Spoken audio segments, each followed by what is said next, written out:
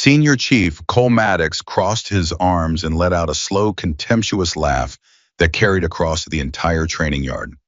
He looked at the young woman standing in front of his platoon, 24 years old, 5'4", calm as a Sunday morning, and he said it loud enough for every man behind him to hear, "Warcom sent us a babysitter." The laughter that followed was immediate, sharp, and cruel. The biggest operator in the platoon, a 240-pound SEAL named Briggs, actually slapped his knee. Nobody apologized. Nobody lowered their voice. They wanted her to hear every word, and she did. She heard all of it, and she didn't move a single muscle. Before we go any further, if this is your first time here, hit that subscribe button right now and follow this story all the way to the end. And drop a comment telling me what city you're watching from. I want to see how far this story travels. The morning started the way most bad days do, quietly and without warning. Naval Base Coronado sat under a pale California sky, the kind that looked almost peaceful before the heat came in and reminded you where you were. The training yard behind the SEAL compound was already packed when Senior Chief Cole Maddox walked out with his coffee still in his hand, his expression carrying the specific brand of annoyance that only comes from a man who has been told to do something he doesn't want to do. Warcom had sent him an instructor, not just any instructor, a Marine, a 24-year-old Marine, a female 24-year-old Marine Combat Systems instructor named Ava Mercer, who was apparently supposed to spend 2 weeks teaching his Tier 1 SEAL platoon something about adaptive close quarters engagement methodology. Those were the exact words in the memo. Cole had read it 3 times, each time more slowly than the last, waiting for the part where it turned into a joke. It never did. "Tell me again," said Petty Officer First Class Briggs, who at 6'3" and 240 pounds was built less like a human being and more like a structural wall that had somehow learned to walk. He was standing beside Cole, also holding coffee, also squinting. "Warcom sent us what exactly?" "An instructor," Cole said flatly. "From where?" "Marines." Briggs processed this. "How old?" "24." There was a pause. Then Briggs said very carefully, "Are they punishing us for something? Because if this is about the Tijuana thing, I thought we agreed that never happened." "It's not about Tijuana." "Then what is it about?" Cole took a long sip of his coffee. "Apparently she has a record. Instructor evaluations out of Quantico combat application scores that don't make sense on paper, some kind of methodology developed about their 3 deployments." He paused. "And she's Warcom's current favorite experiment." "Experiment," Briggs repeated. "That's the word I used." Briggs looked out toward the gate. "So we're the lab rats." "Apparently." The gate opened at OH 742, and Ava Mercer walked through it carrying a single black duffel bag over her left shoulder and a manila folder under her right arm. She was wearing utility trousers, a plain green t-shirt, and boots that had clearly been in places boots don't come back from clean. She had dark hair pulled back tight, no jewelry, no rank insignia on what she was wearing, nothing that announced anything about her. She walked across the yard the way someone walks when they have absolutely nowhere else they'd rather be and nowhere they're afraid of going. The platoon was already assembled. 17 operators, all of them watching her cross the yard, all of them making calculations, height, weight, age, posture. The kind of rapid assessment that happens unconsciously in men who have spent years determining threat levels in a single glance. The consensus that passed through the group like a ripple on still water was not a threat. That was their first mistake. Cole stepped forward to meet her at the center of the yard. He extended his hand. She shook it firm, clean, brief. "Senior Chief Maddox," she said. Her voice was low and even, not soft exactly, more like a voice that had learned to carry weight without raising itself. "Instructor Mercer," he said. He released her hand and tilted his head toward the assembled platoon. "My men are ready for their, He paused just long enough to land it, "babysitting session." He didn't whisper it. He said it full volume. And the men laughed. Not all of them, but enough. Briggs laughed. Lieutenant Garza laughed. 4 or 5 others joined in. It echoed off the concrete walls of the yard. Ava looked at Cole for exactly 3 seconds. Then she looked at the group. Then she looked back at Cole. "May I speak to your platoon directly?" she asked. Cole gestured broadly. "By all means." She walked forward until she was standing 6 feet in front of the assembled group, in clear view of every man at a distance, close enough that no one could pretend they weren't looking at her. "My name is Ava Mercer," she said. "I'm 24 years old. I'm 5 feet 4 inches. I weigh 131 pounds. I've been told those facts are funny, and I want you to know I understand why they seem that way. She paused. I also want you to know that in the last 42 months, I have put 12 instructors and 27 trainees on the ground in controlled demonstration settings. Not because I'm stronger than them, not because I'm faster, because I understand something about force that most people spend their entire careers getting wrong. The laughter had stopped. Not completely, there were still a few smirks, a few exchanged glances, but the casual dismissal that had filled the yard 30 seconds earlier had shifted even slightly into something closer to attention. Briggs raised his hand, literally raised his hand like a kid in class. Cole closed his eyes briefly. Yeah, Ava said, pointing at him. I'm just going to say what everyone's thinking, Briggs said. No offense, but you're really small. Yes, Ava said. And we're us, Briggs said, gesturing broadly at the assembled group of very large, very capable men. I've noticed, Ava said. So how does that work exactly? She looked at him for a moment, then she said, come here. Briggs looked at Cole. Cole shrugged. Briggs set down his coffee and walked forward. He stopped in front of her with his arms slightly out from his sides. Not a fighting stance exactly, but the unconscious posture of a man who occupies a lot of space and knows it. What are you going to do? Briggs asked.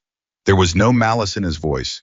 He was genuinely curious the way a person is curious when they genuinely believe they already know the answer. Nothing yet, Ava said. I want you to grab my wrist. Both hands. As hard as you want. Briggs looked at the group. Garza made a go-ahead gesture. Briggs reached out and wrapped both hands around Ava's left wrist. His hands were large enough that they overlapped. He applied pressure, not his maximum, but enough. Enough that the tendons in his forearms were visible. What happened next took less than 2 seconds. Ava's right hand came up and over her elbow, dropped her hips, rotated 1 inch to the left, and Briggs's center of gravity transferred forward so fast that his own feet betrayed him before his brain could send a correction signal. He was on the ground before he'd finished processing the fact that he was falling. Not thrown, redirected. Not overpowered, rerouted. The yard went very quiet. Briggs lay on his back for a moment, blinking at the sky. He sat up slowly, looked at his hands, looked at Ava. Do you want me to explain what just happened? She asked. Briggs started, stopped, tried again. Yeah, I think I do. Your strength came forward. I didn't fight it. I gave it somewhere to go. She looked up at the group. That's the first thing we're going to talk about. Cole was standing at the edge of the yard with his arms still crossed, his coffee cooling in his hand. He hadn't laughed. He hadn't smirked. He was watching Ava Mercer with the careful, neutral expression of a man who is refusing deliberately, almost stubbornly, to be impressed. But something had shifted behind his eyes. Something small and reluctant that he would have denied vigorously if anyone had pointed it out. One of the younger operators, a 26-year-old named Devlin, who had the build of a distance runner and the hand-eye coordination of someone who had spent serious time on serious problems, leaned over to the man beside him and said very quietly, "Did she just put Briggs on his back?" "Don't," the man beside him said. Don't. Ava turned back to face the full platoon. "Senior Chief Maddox is going to let me run this demonstration before we begin structured training," she said. It was phrased as a statement, not a question. She said it while looking at Cole. Cole met her eyes for a beat, then he said, "Go ahead. I'm going to ask 4 of you to engage me simultaneously," she said to the group. "Not sequentially, at the same time. I want full commitment, not full force, but genuine movement toward contact. No one gets hurt. If someone does, we stop immediately. But I want you to actually try." There was a pause. Then Garza said, "Define engage."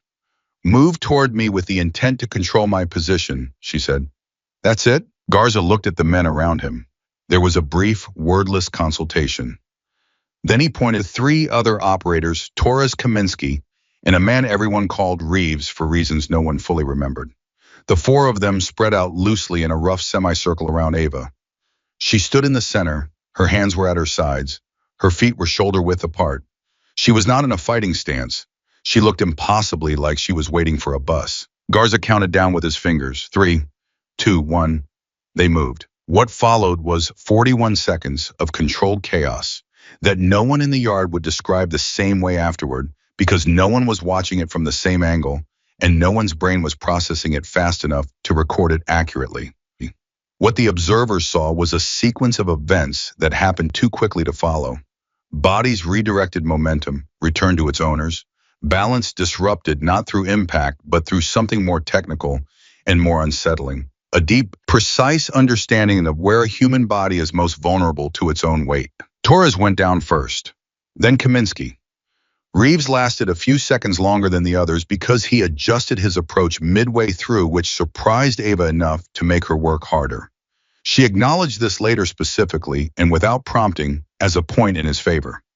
Garza was the last, and the way he went down was different from the others, sideways rather than backward, landing on his shoulder controlled enough that he was already starting to get up as he hit the ground. 41 seconds, 4 operators, 0 punches thrown.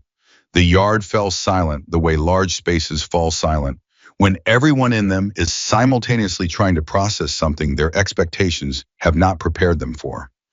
Ava stood in the center, breathing slightly harder than normal. Not much. Her hair was still mostly in place. She looked at the 4 men getting back to their feet, then looked at the assembled group, then looked at Cole. Cole said nothing. For a long moment, nothing happened. The silence stretched. A gull crossed overhead, and its call seemed very loud. Then Briggs, still sitting where he'd been since the first demonstration, said, "Okay, I'm in." It broke the silence. A few men laughed, not the mocking laughter from before, but something more nervous, more real. Devlin said, "Yeah, me too." Torres was rubbing his elbow where he'd landed, but nodding. Garza was back on his feet and looking at Ava with an expression that had traveled a long distance in a short time. Cole finally uncrossed his arms. He took one last sip of his cold coffee, set the cup on a nearby bench, and walked forward into the yard. "All right," he said. His voice was controlled, every syllable measured. "We'll run your program, Instructor Mercer, but let me be clear about something." He stopped about 5 feet from her. "My men are operational. They have real missions, real timelines, and real stakes. What happens in this yard needs to translate to what happens downrange, or it's a waste of everyone's time. We don't train for demonstrations. We train to stay alive." Ava looked at him steadily. "That's exactly what I'm here for," she said. "Good," he said. "Then we understand each other." "Not yet," she said, "but we will." Cole held her gaze for another beat. Then he stepped back and gestured to the yard. "It's yours." What no one noticed in that moment, because attention was on Cole and Ava, in the charged air between them, was the figure standing slightly apart from the rest of the platoon. Operator Mara Ellis, 27 years old, the only woman assigned to this platoon unit for the last 8 months. She was watching Ava with an expression that was difficult to read from a distance, but up close would have been unmistakable. It was the expression of someone who has been holding their breath for a very long time and has just for the first time considered that it might be safe to exhale. Mara had been with this platoon for 8 months. 8 months of being present and invisible simultaneously. She was good at her job, her file said so, her evaluations said so, and the men around her knew it, even if they didn't always behave as if they did. She had never complained. She had never asked for acknowledgement she hadn't earned. She had shown up every day and done the work and gone home at the end of the day to her bunk in the separate quarters and not said anything to anyone about what it cost her to be the first and the only and the person everyone was watching to see if she'd break. She hadn't broken, but she was tired.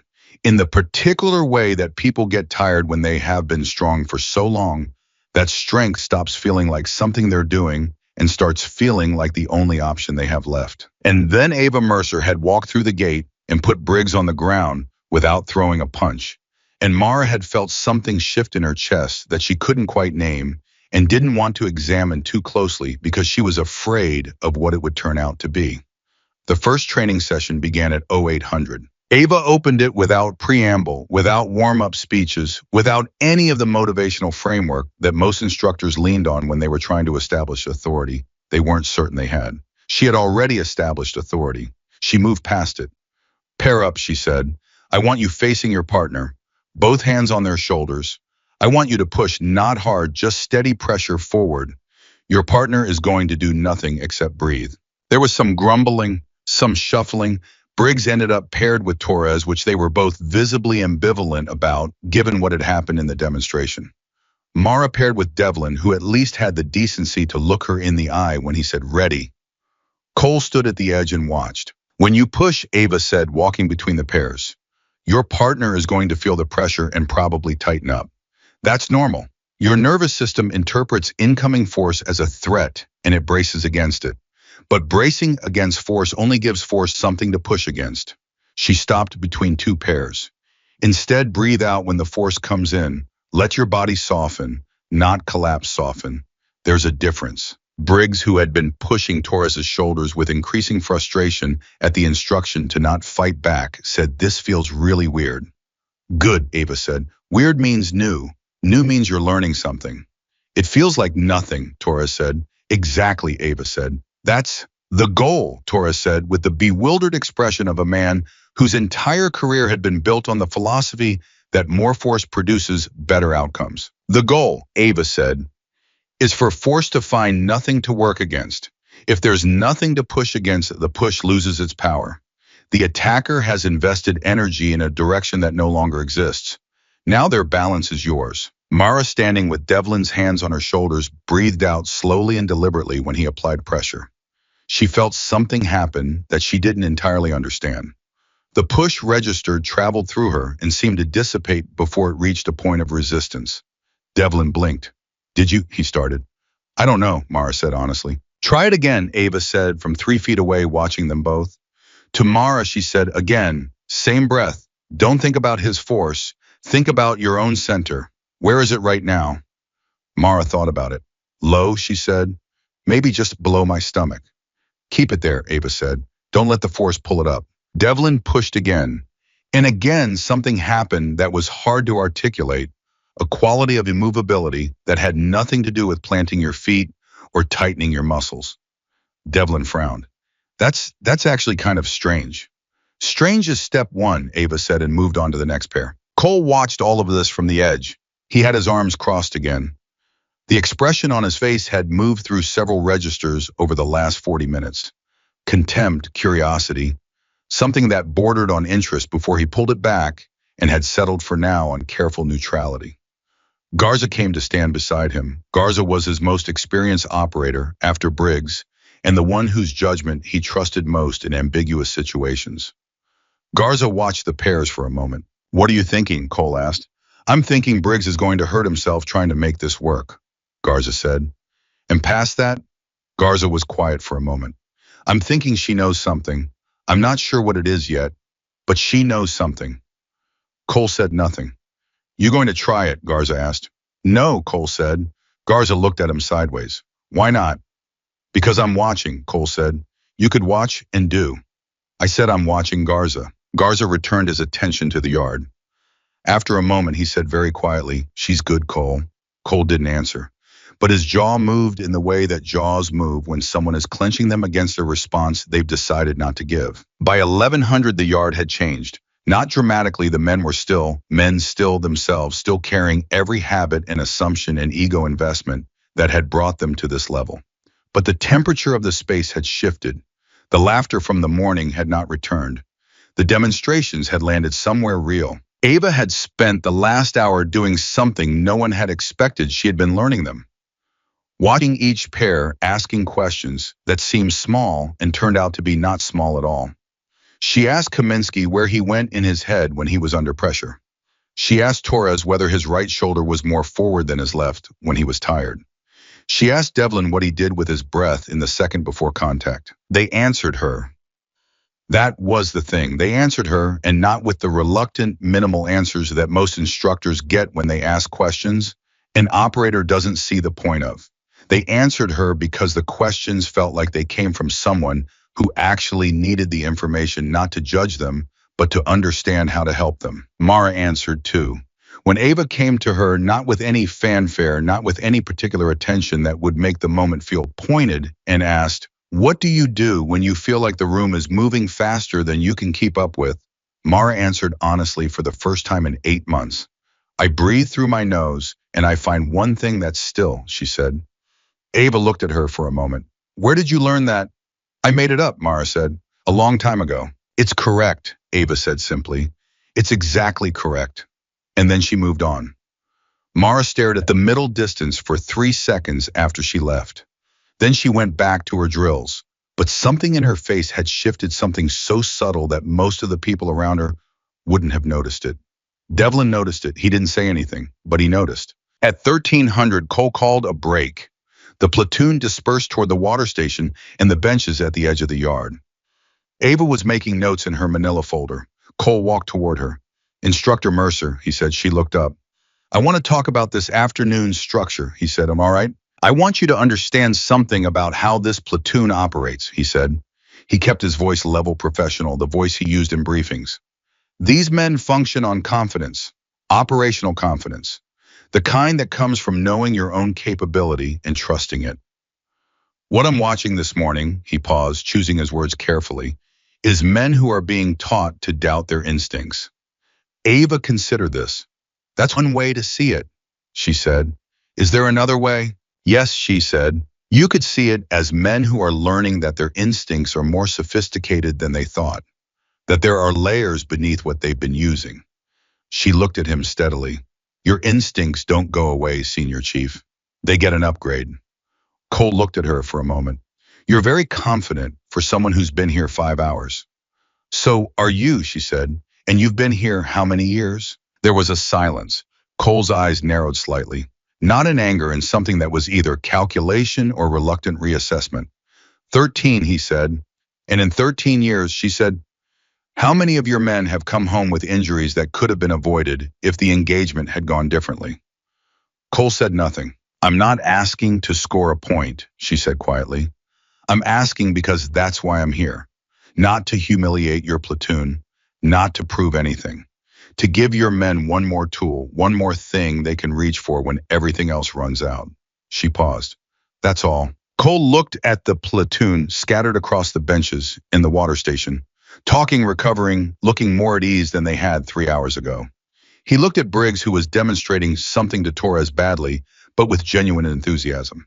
He looked at Mara, who was alone at the far end of the water station, reading something on her phone with the careful stillness of someone who has learned to take up as little space as possible. This afternoon, he said finally, partner resistance drills, advanced leverage applications. He turned back to Ava.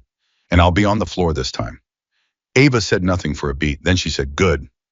Cole turned and walked back toward the platoon. He didn't look back, but as he crossed the yard, he became aware dimly, uncomfortably, of something he hadn't felt in a while. The particular sensation of a problem he hadn't fully solved yet, a variable he hadn't accounted for. 13 years, and here was a 24-year-old Marine asking him a question he didn't have a comfortable answer to. He reached the water station and picked up a bottle and drank from it without tasting it. Garza materialized beside him as Garza tended to do. You're going on the floor this afternoon, Garza said. It wasn't a question. Yes, Cole said. Garza nodded slowly. Okay. Don't make it a thing, Cole said. I'm not making it a thing. You're definitely making it a thing. I'm just nodding, Garza said. Nodding is not a thing. Cole finished his water, crumpled the bottle, looked across the yard to where Ava was still writing in her folder, unhurried, precise. He had led this platoon for 3 years. He had deployed 6 times. He had made decisions in moments when the cost of the wrong decision was measured in lives. He had brought his people home, not all of them, not always, but more than the math predicted. He had done that through aggression and precision and the kind of relentless pressure that broke problems before they broke his team.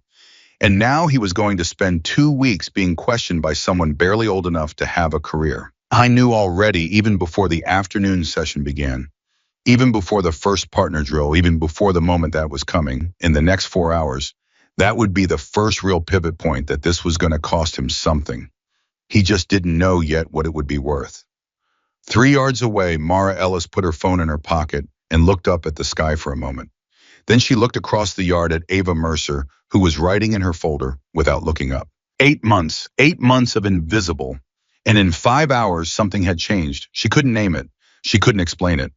But it had changed. She straightened her spine slightly, drew a slow breath through her nose, found the still point low just below her stomach, the way she always did, the way she had taught herself without knowing it was correct, and walked back to the center of the yard to prepare for whatever came next. The afternoon session started at 1300, and Cole Maddox walked onto that yard like a man who had made a decision he wasn't entirely comfortable with, but had made anyway, which was, Garza would later say, the most honest thing he'd done in months. He didn't announce it.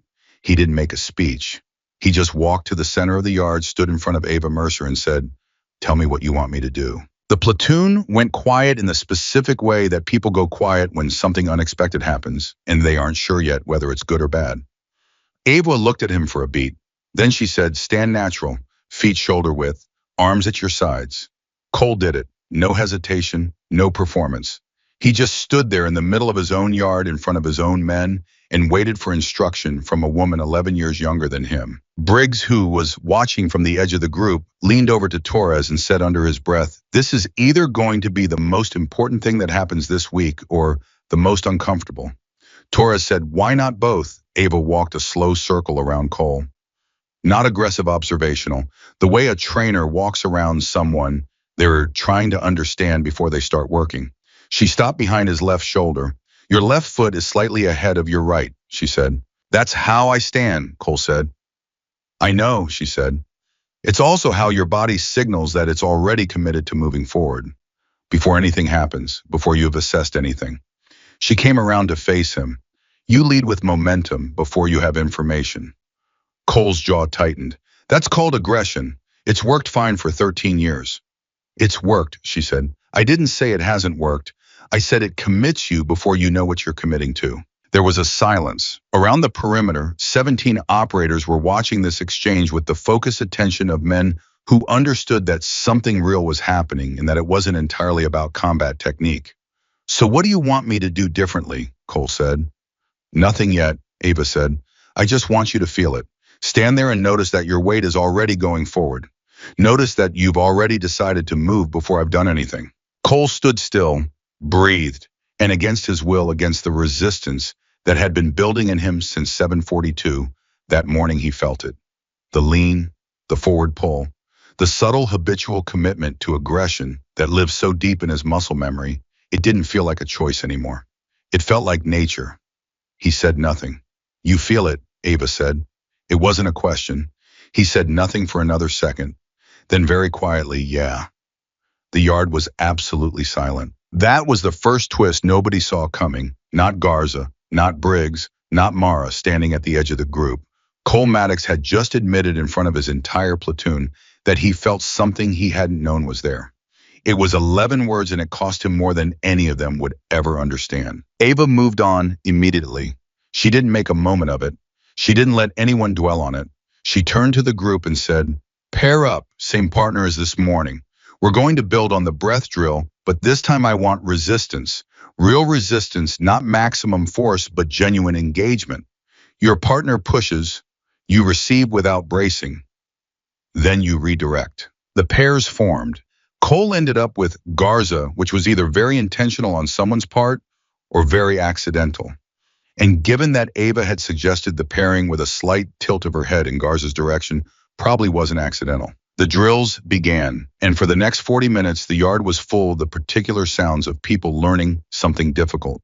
Grunts, the scuff of boots on concrete, the occasional sharp exhale of someone whose balance had just been taken from them in a way they hadn't predicted. There were moments of frustration. Briggs, who was working with Torres, kept reverting to his default response of meeting force with force, which worked exactly as well as it always did, which was to say, it worked right up until the moment it didn't, and then it failed in ways that were hard to recover from. Torres told him this 4 times. Briggs said, I know, and then did it again anyway because 13 years of muscle memory doesn't give way in 40 minutes, no matter how much you want it to. Mara and Devlin were on the far side of the yard. Mara had something that surprised Devlin, a quality of stillness under pressure that shouldn't have been there at her experience level. When he pushed, she received, not perfectly, not every time, but consistently enough that by the 20-minute mark, Devlin had stopped performing and started actually trying, which was the highest compliment he knew how to give. "Where did you learn to be still like that?" he asked her during a water break. Mara shrugged. "I've had to be still for a long time," she said, "in this platoon." Devlin looked at her for a second. Then he looked down at his water bottle. "Yeah," he said, "I know." He paused. "I'm sorry we made that necessary." Mara looked at him. She hadn't expected that. "Don't make it weird," she said finally. "I'm not making it weird." "You're a little making it weird." "Okay," he said, "a little." And they went back to the drill. At the 40-minute mark, something happened that nobody planned and that changed the temperature of the entire afternoon. Kaminsky, big, technically skilled, the kind of operator who was excellent at everything that could be measured and occasionally struggled with everything that couldn't, had been working the redirect drill with Reeves. He'd been doing well, actually, better than expected.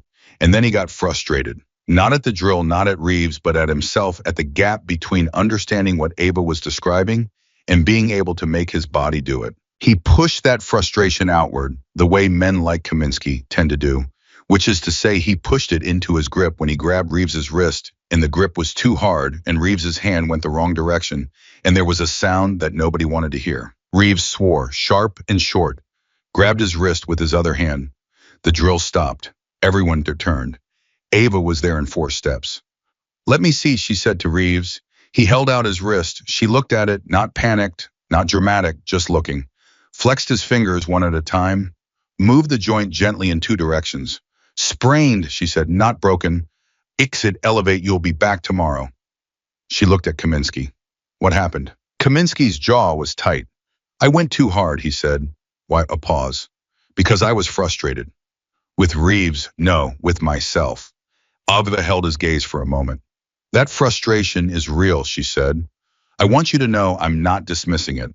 Learning something new when you're already excellent at something is one of the hardest things a person can do, because excellence is comfortable, and this is not comfortable."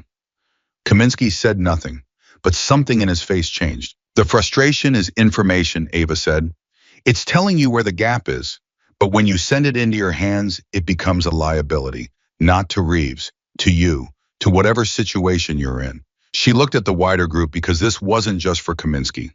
Frustrated force is predictable force, and predictable force is exploitable force. Your opponent will feel your anger before you've made contact. They'll have already planned for it. The yard was quiet. Cole, standing with Garza on the near side, watched this and said nothing. But he was watching the way she handled it, not with anger, not with distance, but with a precision of empathy that he recognized as rare because he had never quite been able to do it himself. He managed people through respect and clear expectations. He was good at it. But what Ava was doing was different. She was reaching into the moment and taking out something true and handing it back to the person it belonged to. And the person was receiving it because it didn't feel like an attack, Garza said quietly beside him. "She's doing something with them." "I can see that," Cole said. "Something you don't usually see in this yard." "I said I can see it, Garza." I know what you're doing," Cole said. "Stop." Garza stopped, but he was almost smiling. The afternoon session continued. By 1500, the drills had evolved. Ava had moved the group into something more dynamic, 2-on-1 scenarios, where the goal was not to win, but to survive intelligently, to not get cornered, to keep options open, to understand that position is more important than power. This is where the real resistance surfaced. Lieutenant Garza, who had been one of the first to acknowledge Ava's skill after the morning demonstration, hit a wall. Not a physical wall, a conceptual one. The idea of not winning even in a drill ran so deeply against his operational programming that his body literally refused to cooperate. He kept converting the survival exercise into a fight, kept going for the control position when the instruction was to stay mobile, and the 3rd time it happened, Ava stopped the drill entirely. "Garza," she said. "Yeah," he said, breathing harder than the effort required. "What's the goal of this drill?" "Survival positioning," he said. "Right. And what have you been doing for the last 12 minutes? He knew, he could feel it even as she said it. "Trying to win," he said. Why? He opened his mouth, closed it, tried again. "Because losing feels..." He stopped. "Say it," Ava said. Not unkind, just direct." "Losing feels like failure," he said. "Even here, even in a drill." Ava looked at him. "What if surviving is winning?" she said. "What if coming home is the goal, not dominance? What if the win is your team breaches successfully, your team completes the objective, your team walks out with everyone they walked in with?" Garza stared at her, not with hostility, with something closer to the specific discomfort of a belief being examined that had never been examined before. He started. "I know," she said. "It's not how you've been trained to think. I'm not asking you to abandon what you are. I'm asking you to add one layer." She paused. "Survival is not weakness. It is the whole point." The yard was very quiet for a moment. Then Briggs from the back said, "Can I say something?" Ava looked at him. "Go ahead." I think Briggs started and then stopped and then started again because Briggs was not a man who said on uncertain things, and this was visibly uncertain. "I think I've been trained to think that if I'm not the most aggressive person in the room, I'm losing. And I don't know when that happened, but it's there and I don't know if it's always right." Nobody laughed. Nobody made a sound. 17 operators stood in the afternoon heat and absorbed what Briggs had just said, and the weight of it was different for each of them, but it landed on all of them. Cole felt it land on him too. He didn't move. He didn't speak. But somewhere behind his ribs, something shifted that he hadn't given permission to shift. Ava looked at Briggs. "That took something to say," she said. Briggs shrugged. "Yeah, well," he said, "don't make it weird." "I'm not making it weird," Ava said. From across the yard, Mara said very quietly, "She's literally not making it weird." And Devlin laughed a real laugh, short and genuine, and somehow that released the tension from the moment just enough that the group could breathe again. At 16:30, Hull called the end of the afternoon session. The platoon began dispersing water equipment, the slow decompression of bodies that had been working for most of the day. Ava was at the edge of the yard making notes again. Cole crossed to the yard toward her. He stopped a few feet away. She looked up. "Tomorrow," he said, "I want to talk about how this applies to confined space engagement. Hallway scenarios, breach situations." Ava nodded. "Already planned for day 3, she said. "Day 3, he repeated. "Move it to day 2. She held his gaze. "Why, Baha?" "Because we have a potential mission timeline in 3 weeks, he said. "And I need to know if what you're teaching is operationally applicable or if it's a training room concept that falls apart when someone is actually trying to kill my men." There was a pause. "Fair," she said. "Can you do it in day 2's structure?" "Yes," she said, "but I need you on the floor, not watching." Cole said nothing for a moment. Then fine. Ava wrote something in her folder. Cole stood there for another second, not quite leaving. "Your men are good," she said without looking up. "Not just technically.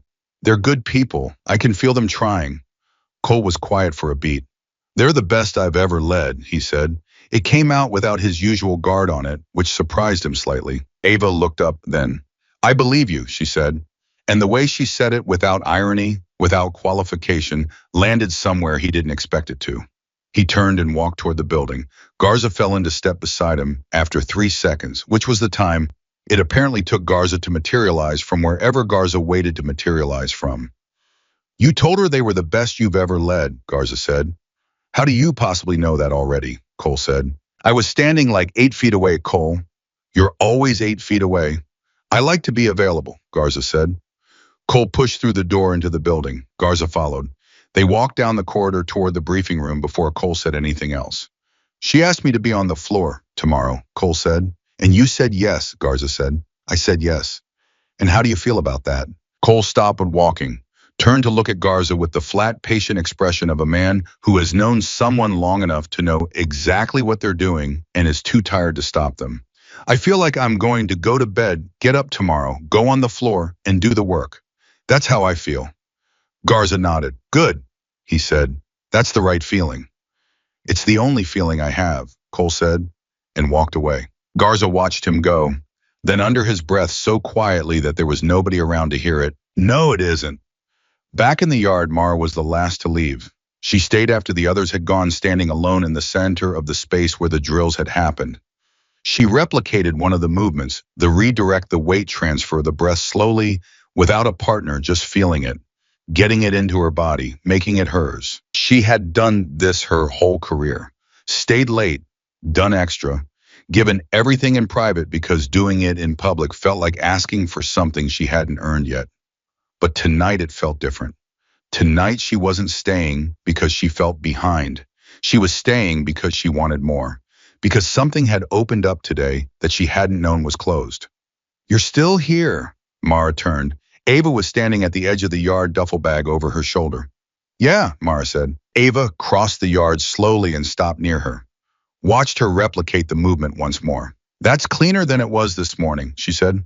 "I've been working it," Mara said. "I can see that." Ava was quiet for a moment. "Can I ask you something personal?" Mara looked at her. "You can ask." "How long have you been the only woman in this platoon?" 8 months, Mara said. That's a long time, Ava said. Yes, Mara said. It is. Have they made it hard? Mara thought about how to answer that. The honest answer was complicated the way most honest answers are. Not always on purpose, she said finally. Sometimes it's just space. Who takes up space and who doesn't? I learned to not take up much. Ava was quiet for a second. You know, she said, taking up space is not aggression. It's not arrogance. It's just presence. And presence saves lives, yours and theirs. Mara looked at her. I know that, she said. I just forgot it for a while. I know, Ava said, and there was something in her voice, not pity, nothing like pity, just recognition. The recognition of someone who has navigated similar rooms and knows the specific cost of being the first or the only or the one everyone is watching. They stood in the empty yard for a moment. Your instincts are good, Mara, Ava said. The still point, you found the thing below your stomach, that's real technique. Don't let anyone make you think it isn't. Mara nodded. She didn't trust her voice enough to speak. Ava shifted her duffel. Get some rest, she said. Tomorrow is going to be harder. And she walked toward the gate. Mara stood alone in the center of the yard, drew a breath through her nose, found the still point low steady exactly where it always was. And for the first time in 8 months, it felt less like survival and more like foundation. 3 floors up in a corner office of the operations building. Cole Maddox sat at his desk with a mission briefing open on his screen and a cup of coffee going cold beside it. He was reading, but he wasn't reading. His eyes were moving across the words, but his mind was somewhere else. I was thinking about the forward lean, the thing Ava had pointed out that morning, the way his left foot was always ahead of his right, the way his body committed before his mind did. He had stood in the shower 40 minutes ago and paid attention to how he stood, and he had felt it again. The lean, the forward momentum that lived in him so deep it had stopped feeling like a choice and started feeling like gravity. I thought about the question Ava had asked him. How many men had come home with injuries that could have been avoided? He didn't think about it long. He closed that door quickly the way he'd learned to close certain doors. But the question stayed in the room even after he closed the door on it, sitting in the corner, patient. Cole picked up his coffee, found it cold, set it back down, looked at the mission briefing on his screen. 3 weeks, maybe less. I thought about his platoon on that yard today, about Briggs saying, I don't know if it's always right, which was maybe the most surprising sentence Briggs had produced in 3 years. About Garza hitting the wall of his own training and feeling it.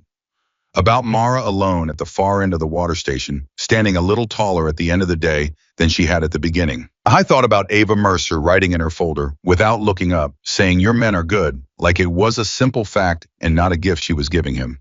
He turned back to the briefing, read the same paragraph he'd been reading for 20 minutes.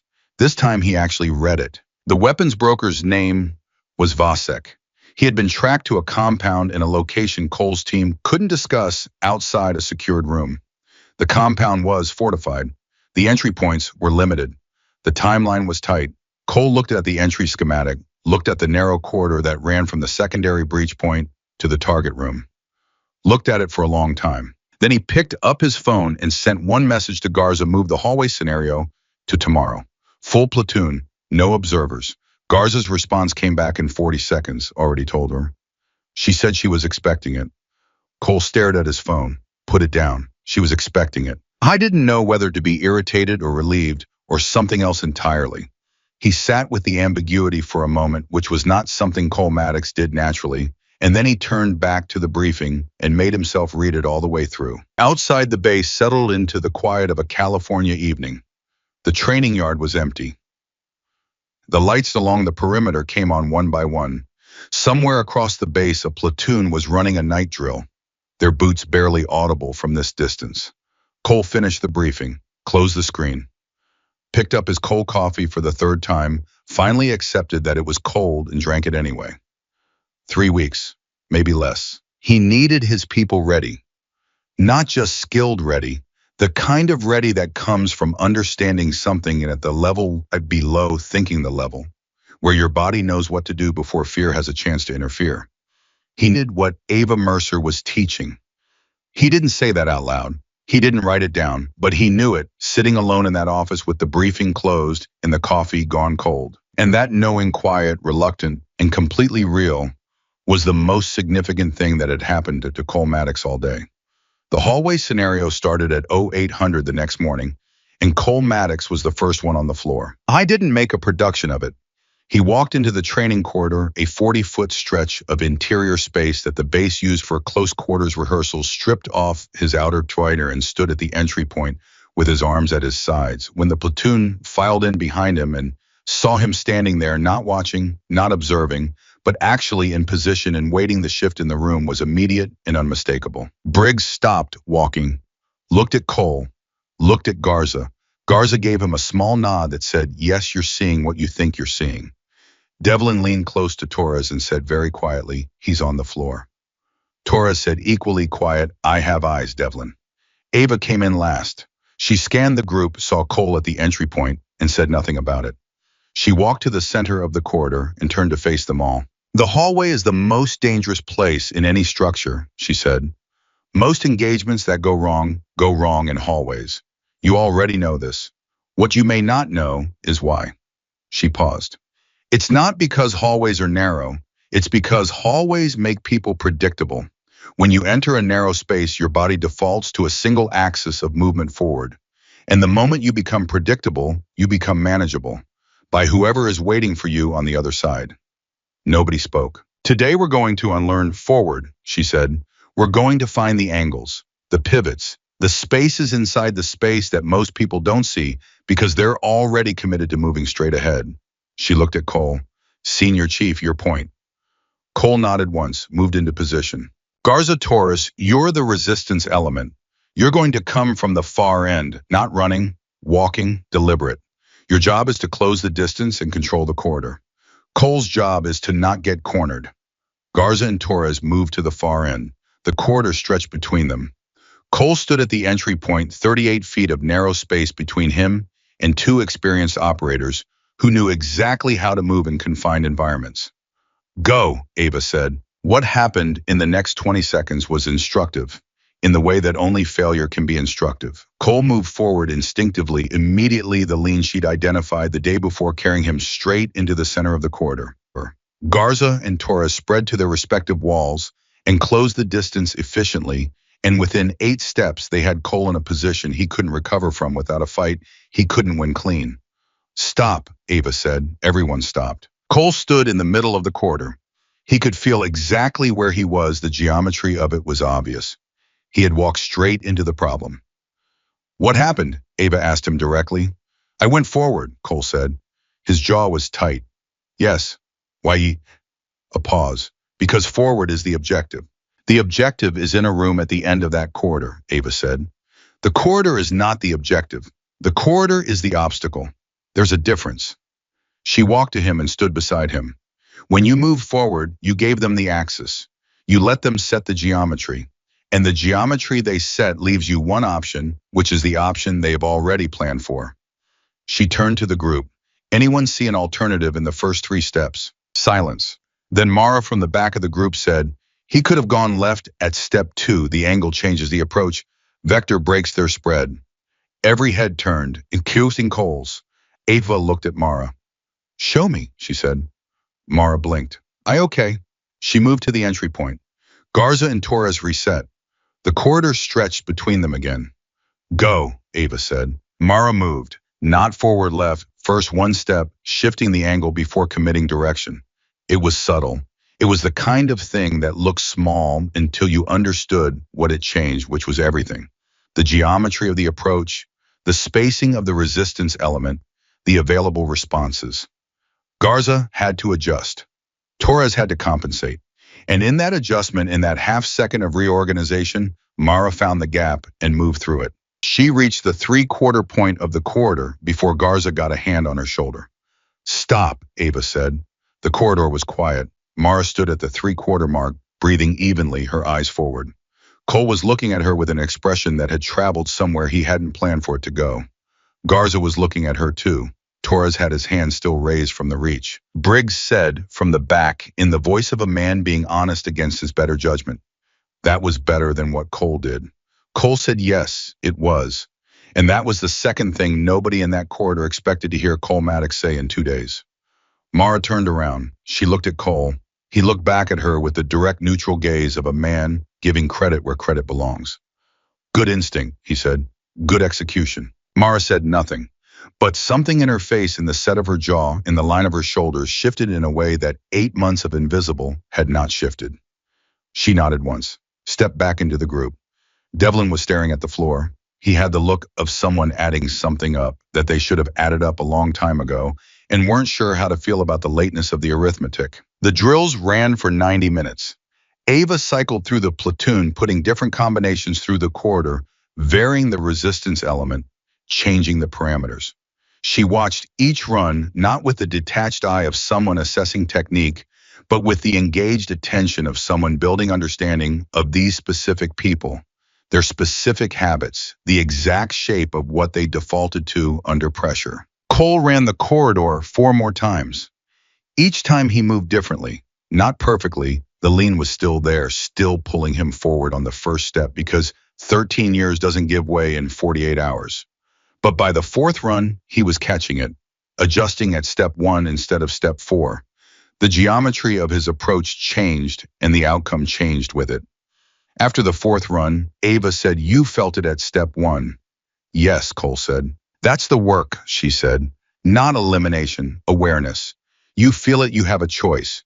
You don't feel it, you have a habit. Cole stood in the corridor and breathed that in. He didn't respond, but he held it. At 1000, they took a break. The platoon moved to the adjacent space water bottles out the low register conversation of people who have been working hard at something that matters. Cole went to the far wall and stood alone, which was not unusual. Cole often stood alone, but the quality of the alone was different today, less authority, more thought. Garza appeared, inevitably. Don't, Cole said before Garza could speak. I wasn't going to say anything, Garza said. You were going to say something about Mara. I was going to say something about Mara, Garza admitted. She has good instincts, Cole said. She has excellent instincts, Garza said, which we've been leaving on the table for 8 months because, he stopped, chose his words, because we didn't make room. Cole looked at him sideways. Are you telling me I mismanaged her? I'm telling you we collectively did not optimize an asset, Garza said, using the clinical language deliberately because he knew Cole received clinical language better than emotional language in certain moments. And I'm telling you that the Marine instructor who has been here for 36 hours saw it immediately. Cole said nothing for a long time. She flagged it in her notes, Garza said. Ava, she came to me this morning before the session and said the Ellis operator has something. Make sure she gets space today. Those were her words. Cole turned to look at Garza fully. She said that before the session. Before the session, Garza confirmed. Cole looked across the break room to where Mara was sitting with Devlin and Kaminsky. Talking. Actually talking, not standing slightly apart the way she usually did. Her hands were moving. She was making a point about something. Kaminsky was nodding. Cole looked at her for a long moment. Then he said very quietly, I should have seen that. Garza said nothing. I didn't see it, Cole said. No, Garza agreed, but you're seeing it now. He paused. That counts for something. Does it? It has to, Garza said. Otherwise, what's the point of learning anything? Cole pushed off the wall, crossed the room, stopped next to Mara's group. Mara looked up and he could see it, the old reflex, the old instinct to make herself smaller, to wait and see what was required of her. What were you three talking about? Cole said. Mara hesitated one beat. Then, the entry angle, there's a secondary pivot option on the left at step 2 that opens a third approach vector if the resistance element is asymmetrically positioned. Cole looked at her for a moment. Walk me through it, he said. Mara blinked. Now push him right now, he said. She walked him through it, clearly, efficiently, with the specific confidence of someone who has known something for a while and has simply been waiting for someone to ask. Kaminsky listened. Devlin listened. Cole listened. When she finished, Cole said, put that in front of Ava this afternoon. Tell her you want to develop it into the drill structure. Mara stared at him. You want me to? Okay, she said. That's a good tactical instinct, Cole said. Use it. And he walked back toward the corridor. Mara sat very still for a second. Then Devlin said, you all right? Yeah, she said. Her voice was steady. Yeah, I'm good. You sure? Because you look like someone just... Devlin, she said. Yeah, Don't make it weird. Right, he said, not making it weird. The afternoon session began at 1300 and Ava changed the parameters without warning. Today's scenario, she said, standing at the corridor entrance with the full platoon assembled, is real, not a drill shape, real situation geometry. She held up a schematic, a hand-drawn floor plan, basic but clear. Entry point here, resistance element here and here, target room at the end of this corridor. You have 90 seconds from breach to control. If you go straight, you get cornered at the 20-foot mark. If you go straight, you lose the room. The platoon looked at the schematic, looked at the corridor. Briggs said, "Where'd that floor plan come from?" Ava said.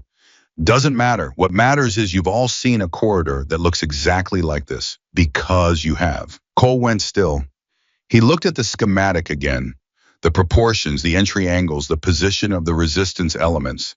He knew this shape, not in every detail, but the geometry was familiar in the way that mission briefings become familiar when you've been studying them at 11 o'clock at night for 3 consecutive evenings. He looked at Ava. She met his eyes for 1 second.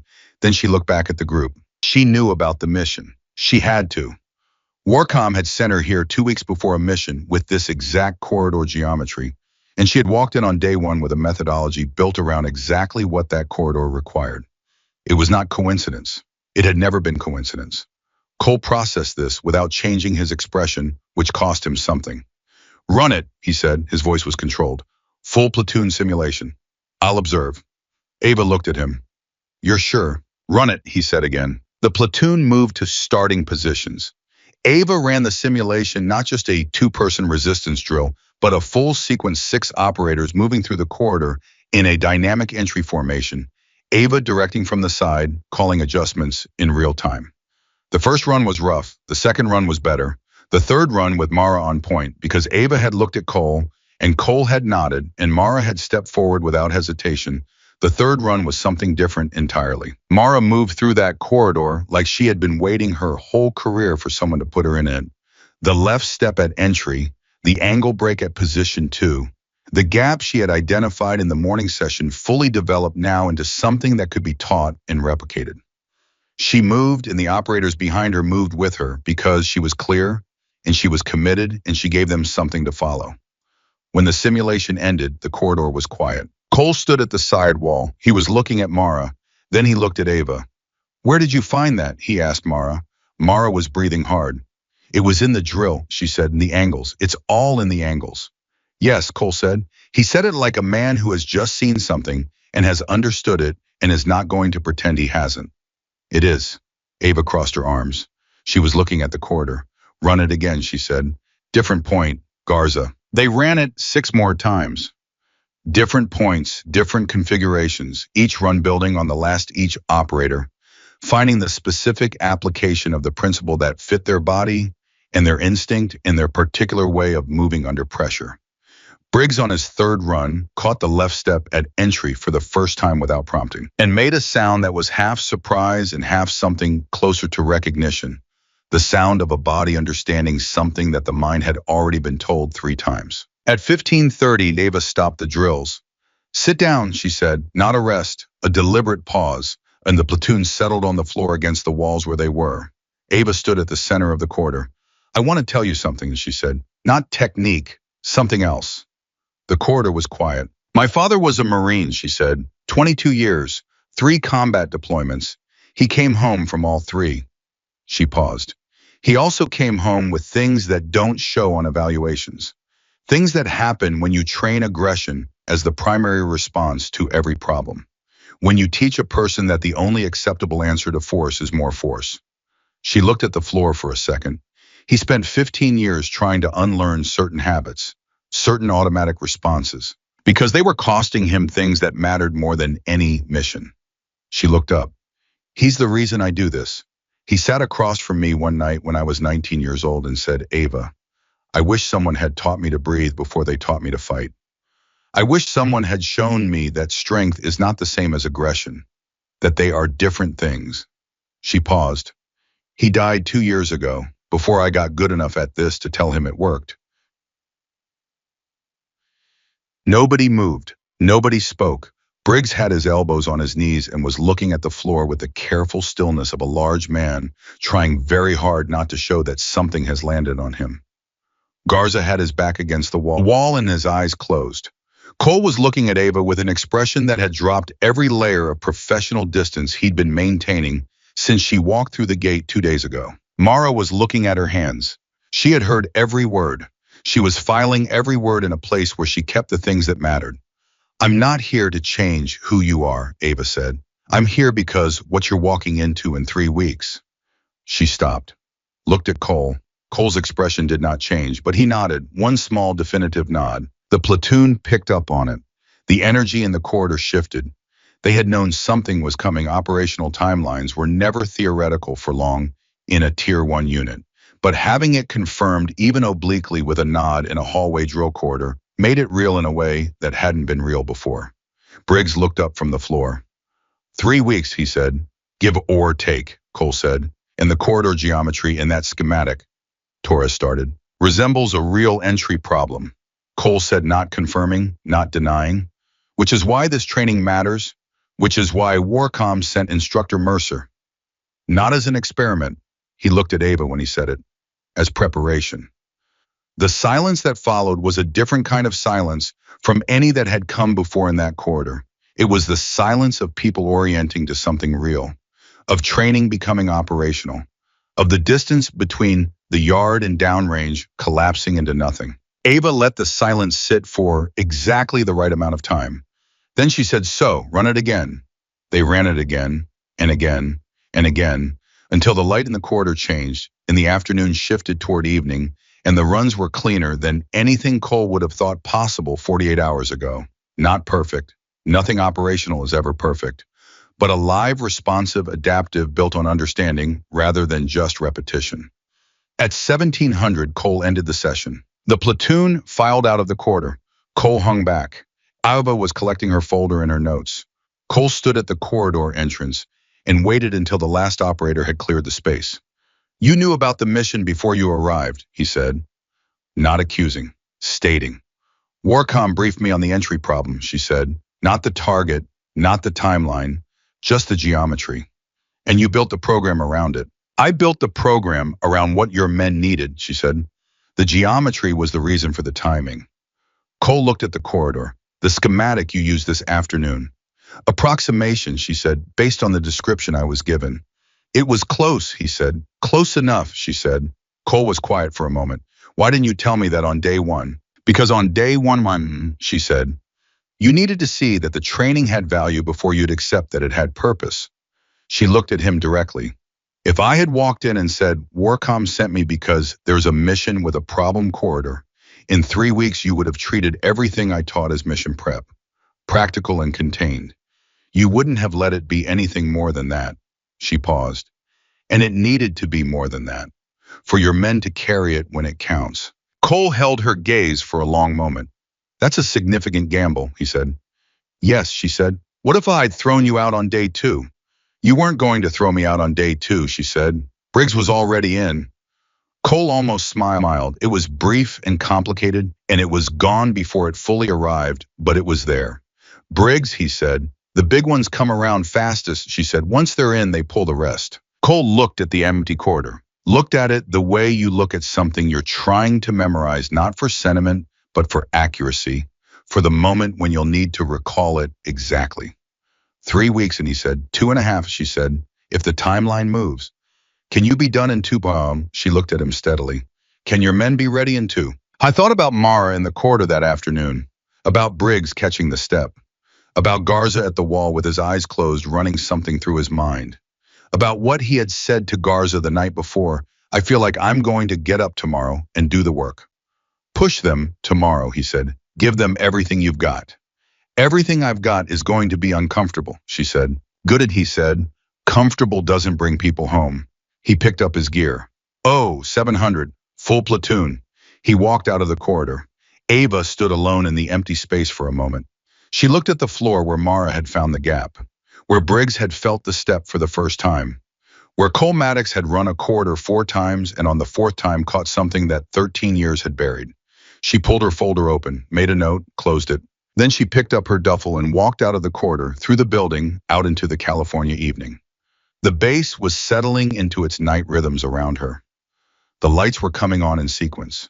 She thought about her father, about the conversation at 19 years old at a kitchen table with bad coffee and good honesty, about the 15 years he'd spent trying to unlearn certain things, about the fact that she had never told him, not once in all the years she'd been developing this methodology, that she had learned it from watching him, from watching the cost of what happened when no one taught you to breathe before they taught you to fight. She walked toward her quarters. The stars were coming out over Coronado, clear, cold, distant, 2.5 weeks. Somewhere in a compound that her Warcom briefer had described in geometric terms and operational language, a weapons broker named Vasek was planning his next move. Unaware that a SEAL platoon was learning to breathe, learning to find the angle, learning that the corridor doesn't have to be a trap if you stop going straight. Mara Ellis was in her quarters, replaying the afternoon runs in her mind, making her body remember the feel of the gap at position 2. Cole Maddox was at his desk, looking at a schematic that now felt less abstract and more like a problem he had the beginning of a solution to. Briggs was in the common room telling Torres that the step thing was actually real, and he was going to figure out why, which was the most intellectually curious he had been about anything in recent memory. And the night came in over the base quiet and indifferent, while 17 operators prepared for a morning they didn't know yet would be the hardest training day any of them had experienced. Ava had promised Cole everything she had. She intended to keep that promise. She kept her promise. 0700 came in hard and without mercy. Ava was already in the yard when the platoon arrived, which none of them had expected, and she had rearranged the training space in a way that told everyone immediately that today was going to be different. Not different in a comfortable way. Different in the way that matters, the way that costs something and gives something back in return. No warm-up, she said before anyone had set down their gear. Warm-up is a luxury. Real situations don't give you warm-up. Today we start at the point where your body is already asking questions your mind hasn't answered yet. Briggs looked at Torres. Torres looked at the ground. Kaminsky cracked his knuckles once, which was his version of a deep breath. Cole stood at the edge of the group. He had slept 4 hours and read the mission briefing twice more before dawn, and he was carrying the particular focus of a man who has compressed himself into the exact shape the day requires. He was watching Ava. He was watching his platoon. He was watching the space between them for information. Today's structure, Ava said, is scenario-based, full sequence, entry, corridor, navigation, contact, control, extraction. No stopping between phases. If something goes wrong in the middle, you adapt. You do not stop and you do not reset, because downrange there is no reset. The word downrange landed in the yard the way it always did, with weight, with specificity. This was no longer training for its own sake. This was training for something with a name and a timeline and a corridor that Ava had drawn from a Warcom briefing and put in front of them the afternoon before. Mara, your point for the first sequence. Mara stepped forward without hesitation. 8 months of standing slightly behind had not left her. It was still in her muscle memory, that slight backward lean, that waiting posture. But it was quieter today, pushed further back by something that had started 2 days ago, when a 24-year-old Marine had walked through the gate and put Briggs on the ground without throwing a punch. Garza pulled up beside Cole. She's going to be good today, he said. She was good yesterday, Cole said. She's going to be better today, Garza said. I can see it. Cole said nothing, but he was watching Mara take her position at the entry point, and he was watching with the attention he gave to things he was actively learning from. The first sequence began at 0712. It was rough, not because the operators weren't capable, they were, but because Ava had removed every familiar support structure, and what remained was the raw, unpolished work of people trying to apply new understanding in real-time pressure. Mara made the left step at entry clean and committed, and the corridor opened exactly the way it had opened the afternoon before. But at the second position, Torres on her right moved a half step late, and the formation compressed wrong, and the gap closed before 2 operators behind them could use it, and the sequence folded in on itself at the midpoint. Ava let it run all the way to the end anyway. When it finished, she said, "What happened at position 2, Torres said. Before anyone else could, I was late. Half a step." "Why?" she asked. Torres was quiet for a second. "I was watching Mara instead of watching my own position." Why were you watching Mara? Another pause. Longer. Because I wasn't sure she'd hold the angle, he said. And then immediately, which is I know. I know what that is. Say it, Ava said. Torres looked at the ground. It's me not trusting my point operator, he said, which is on me, not on her. The yard was quiet. Mara was standing 3 feet from Torres, and she was looking at him with an expression that was carefully controlled, but not entirely successful at controlling everything beneath it. Torres, Ava said. Yeah, he said. That is one of the most useful things anyone has said in this yard since I arrived, she said, because you felt it and you named it instead of blaming the formation. That is the beginning of trust. She looked at the group. Trust is not a feeling, it is a practice. It is choosing to hold your position and believe that the person at point has done the work. And when you break from your position to watch someone else, you create the exact gap you were afraid of. Torres looked at Mara. I'm sorry, he said, simply and directly. Mara looked at him for a moment. Run it again, she said. I'll hold the angle. They ran it again. At 0741 on the third sequence, something clicked. Not for one person, for the formation as a unit. The corridor opened, the gap appeared, the operators moved through it in the sequence Ava had been building toward. For 3 days and for 9 seconds, the whole thing was alive and functional and exactly what it was supposed to be. Then Kaminsky's left boot caught the edge of the marked threshold, and he went down hard on one knee, and the sequence broke apart at the back. But the front half held.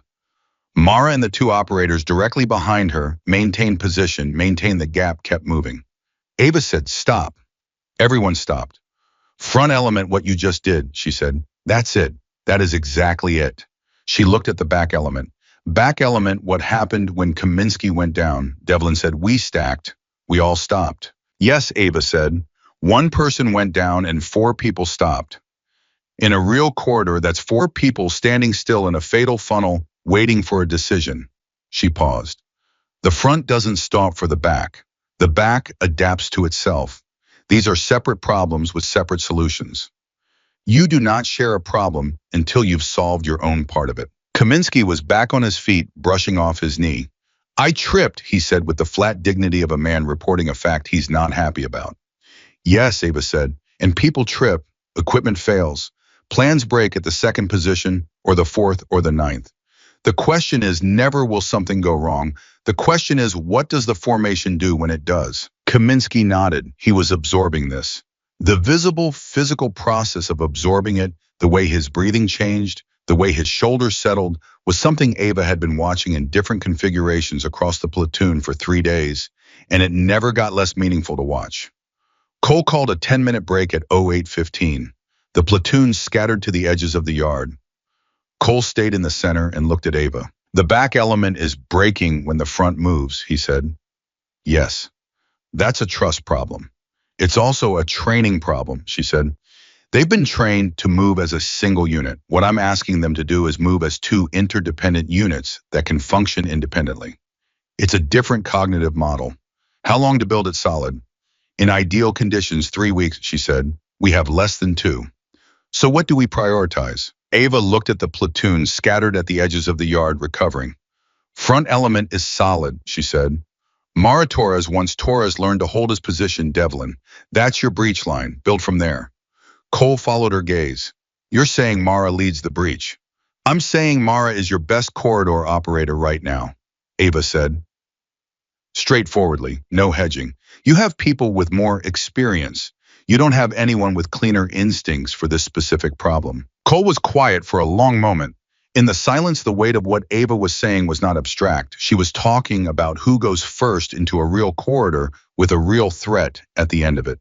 She's been here 8 months, Cole said, and she's been ready the whole time, Ava said. Cole looked at Mara, who was at the edge of the yard talking to Devlin, her hands moving the way they did when she was working through a technical problem.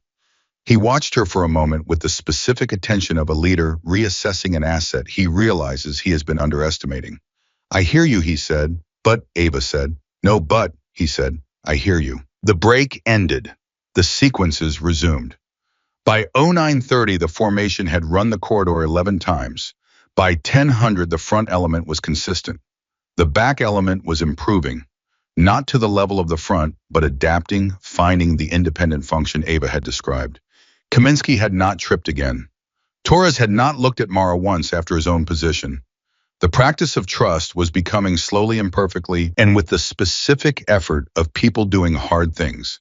Something that lived in the body instead of just the mind. At 10:20, Ava changed the scenario. New parameter, she said, stopping the group mid-reset. Ambush at position 3. One resistance element, unexpected. Coming from your left. You have no warning and no time to plan. Your response is instinct and training. Go. The sequence started. Mara at point, the formation, moving through the entry, the first position, clean, the second position, clean. And then at position 3, Garza stepped out from the left wall with both hands forward in a controlled grab, sudden and committed, and the formation shattered. Not all of it. Mara didn't shatter. She felt the contact on her left shoulder rotated her weight exactly the way the 3 days of training had built into her, redirected Garza's momentum down and past her, and kept moving forward. Behind her, the formation lost 2 people to the unexpected contact. They pulled back instinctively, which was the wrong response.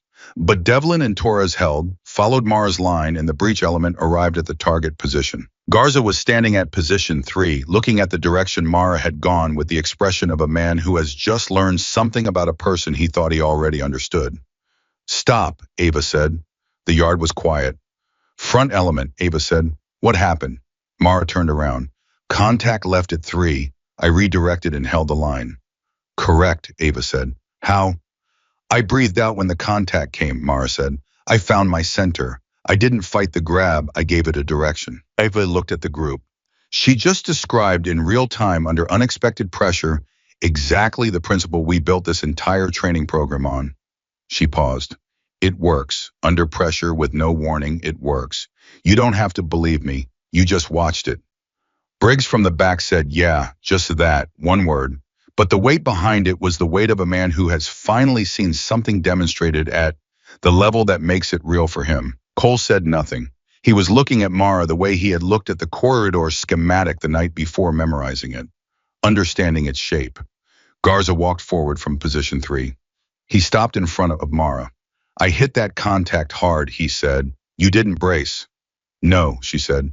Most people brace. I know, she said. Garza looked at her for a moment.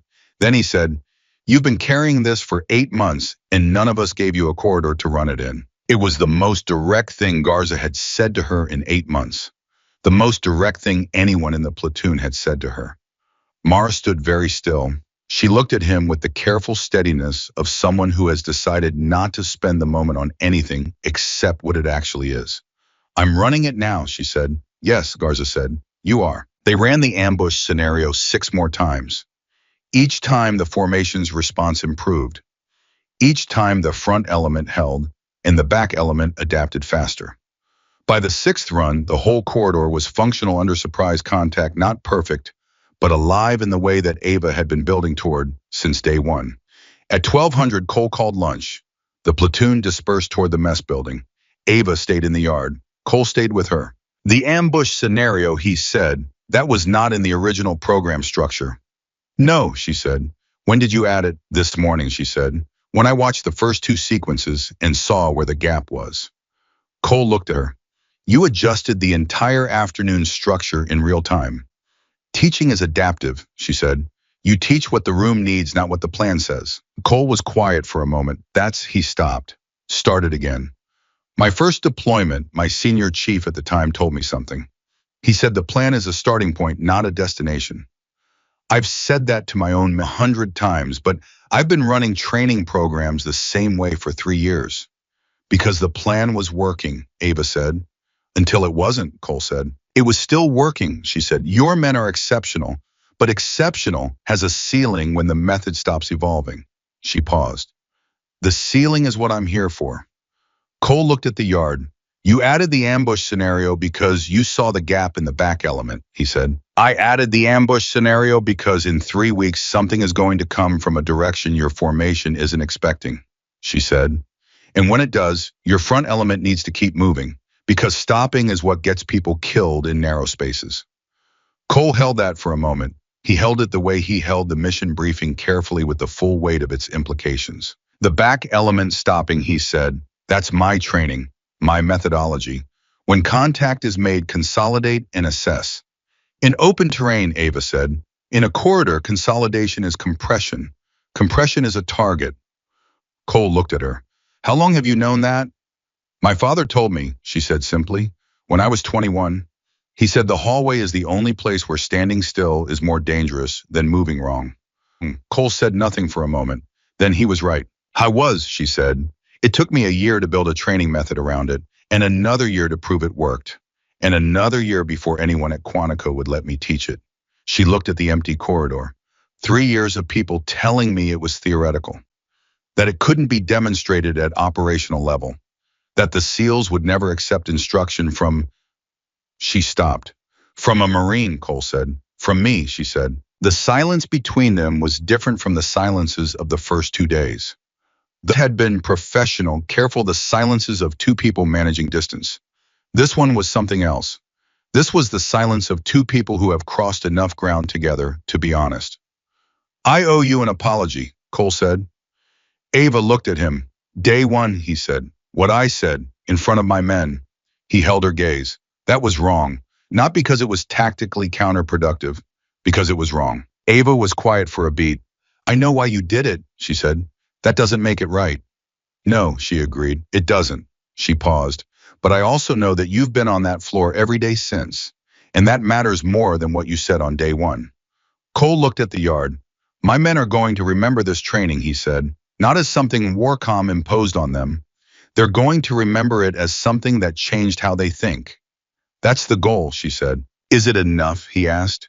In 2 weeks, is it enough for what's coming? Ava looked at him steadily. Mara held the line under surprise contact this morning, she said.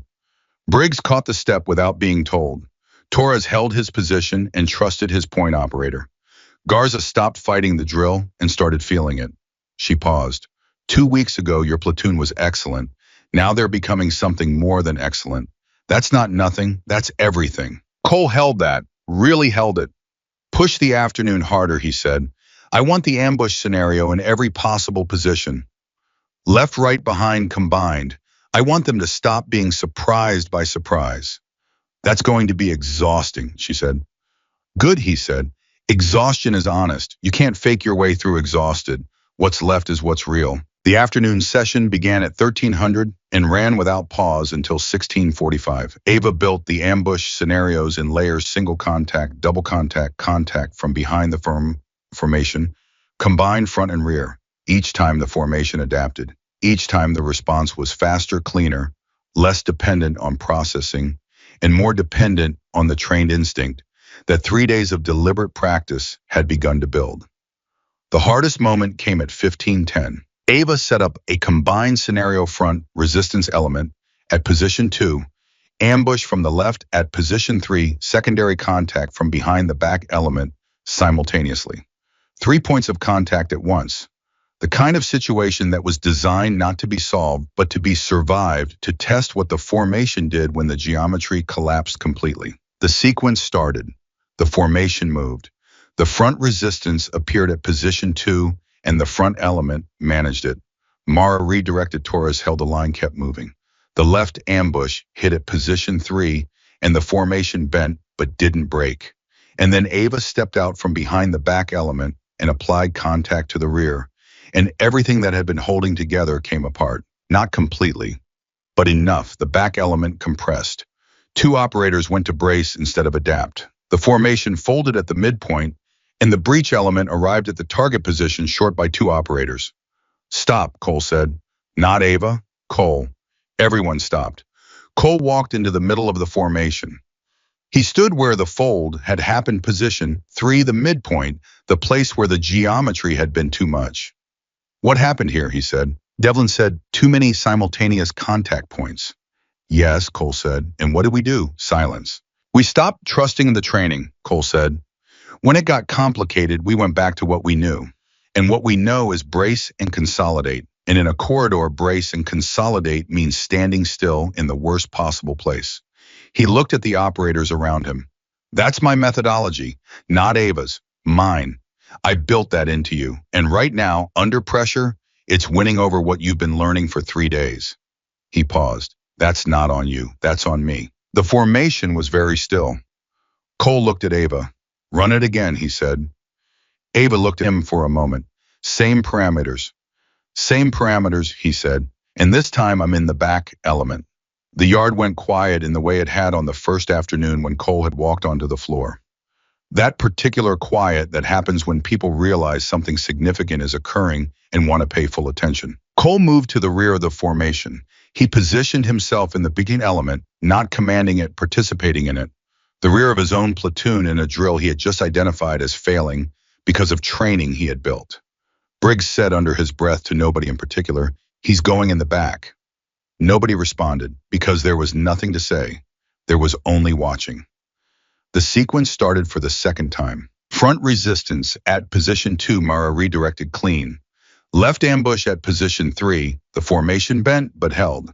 And then Ava came from behind, and Cole felt the contact on his right shoulder, and he breathed out, and he did not brace, and he rotated his weight in the direction of the force, and found the redirect in the back element had a senior chief in it who was not stopping, and they did not stop either. The formation arrived at the target position, all of it, front element and back element, with 2 seconds to spare. The yard was completely silent. Then Briggs said in a voice that was quieter and more honest than his usual register, "Cole." Cole turned to look at him. That was... Briggs stopped. Tried again. "That's what it looks like," he said, "when it works." Cole looked at him for a moment. Then he said, "Yes, that's what it looks like." "You breathed out," Briggs said. "When she hit the contact, I saw it." "Yes," Cole said. "You've been telling us for 3 years to tighten up when contact comes," Briggs said, not accusatory, genuinely processing. "And just now you breathed out." Cole looked at Ava. Ava looked at Cole. Neither of them spoke. Then Cole looked at Briggs and said the most honest thing he'd said in 3 years of leadership. "I was wrong about that, and I'm fixing it." The formation absorbed this. 17 operators stood in the yard and absorbed what their senior chief had just said. Not that he'd made a tactical adjustment. Not that the training had identified an optimization, but that he had been wrong and he was fixing it. In those words. That direct. That real. Mara at the front of the formation felt something behind her sternum that she didn't have a name for and didn't need one. It was enough to feel it. The session ran until 16:45. By the end, the formation had run the combined scenario 8 times. By the 8th run, the geometry of the response was consistent enough that Ava had stepped back from the active role and was simply watching, which was the platoon had learned the highest form of acknowledgement she gave. When she stopped intervening, it meant something was working. At 16:50, Cole stood in front of his platoon. "Tomorrow," he said, "we go full speed, no slowdowns, no pauses. Tomorrow we run everything we've learned at operational tempo, because that's the only way to know if it lives there." He looked at each of them. "Whatever you're carrying home tonight, whatever is still rough, whatever you're still working on in your head, work on it. Not for me, for the person standing next to you when it counts." Nobody moved, nobody spoke, but the quality of the silence was something different from the silence of day one. Day one's silence had been the silence of contempt, of dismissal of a group of exceptional men who had not yet been given a reason to receive anything new. This silence was the silence of people who have learned something and know it and are carrying it into the evening as something real. Cole looked at Ava. "Good day, Instructor Mercer," he said. Ava looked at him steadily. "Good day, Senior Chief." The platoon began to disperse. Garza stopped beside Cole as the yard emptied. 2 weeks, Garza said. "Less," Cole said. "You think they're ready?" Cole watched the last of his operators move toward the building. Watched Mara stop to say something to Torres, who nodded, who said something back that made her almost smile. Watched Briggs pick up his gear and pause for a moment at the corridor entrance, looking at the space where 8 runs ago he had stood still under ambush contact, and where the last run he had moved through it. "They're getting there," Cole said. "That's not what I asked," Garza said. Cole looked at him. "Ask me in 2 weeks," he said, "after tomorrow." Garza nodded. "Fair," he said, and walked toward the building. Cole stood alone in the empty yard. The evening light was changing. The base was settling into its night rhythm. Somewhere Vasek was in a fortified compound, unaware that a SEAL platoon was getting harder to corner, harder to stop, harder to predict. Cole picked up his gear, looked at the corridor entrance one last time. I thought about his forward lean, about 13 years of momentum that had never been questioned, until a 24-year-old Marine asked the right question at the right time. He thought about breathing out instead of bracing, about what his body had felt in that back element when he stopped fighting the contact and found the redirect. I thought about Mara at position 2 finding the angle. He thought about Briggs catching the step. He thought about Torres holding his position and trusting. He picked up his gear and walked toward the building. Tomorrow full speed. And for the first time in 3 years, Cole Maddox walked off that yard, not certain he had all the answers. And for the first time in a long time, that uncertainty felt less like failure and more like the beginning of something he couldn't quite name yet, but already knew he needed. Tomorrow came the way Cole had promised it would, full speed, no mercy, and without the buffer of incremental difficulty that the previous 4 days had used to build toward this moment. Ava was in the yard at 0640. The platoon arrived at 0700 to find her standing in the center, with the manila folder closed under her arm and an expression that told everyone immediately that today the folder was not going to be opened. Today was not about notes. Today was about whether everything they had built over 4 days could hold its shape when someone turned up the pressure until the shape wanted to collapse. Cole stood with the group this time, not at the edge, not observing, in the middle of his platoon in position, shoulder to shoulder with Garza on his left and Briggs on his right, like a man who had finally stopped watching his own training program from outside and decided to be inside it. Ava looked at the assembled group. "Today I'm not teaching," she said. "Today I'm testing. And the test is simple. Everything you have learned either lives in your body or it doesn't. We're going to find out which." Nobody spoke. The yard had the compressed quiet of people who are ready and who know it and who are afraid that knowing it might not be enough. "Full sequence," Ava said. "Every phase, every contingency we've built. Combined contact scenarios at operational tempo. No pause between phases. When something breaks and something will break, the formation adapts without stopping. That's the only rule." She looked at Cole. "Senior Chief, your call." Cole looked at his platoon. 17 faces, 17 people he had led, challenged, protected, and he understood this now in a way he hadn't 4 days ago, occasionally limited. He looked at Mara, who was at point position, her weight, even her chin level, her eyes forward. He looked at Briggs, who was in the back element, and who had his feet square for the first time in 4 days, the forward lean gone, not entirely but enough to matter.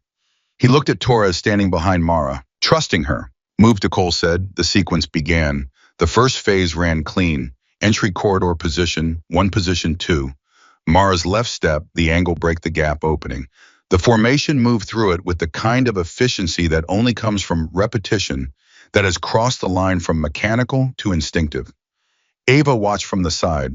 Her expression gave nothing away. Position 3 was where Ava hit them. She came from the left, full commitment. Both hands forward, but this time she brought Kaminsky with her from the right simultaneously, 2-point contact at the same position, exactly the kind of combined ambush that had broken the formation on day 4.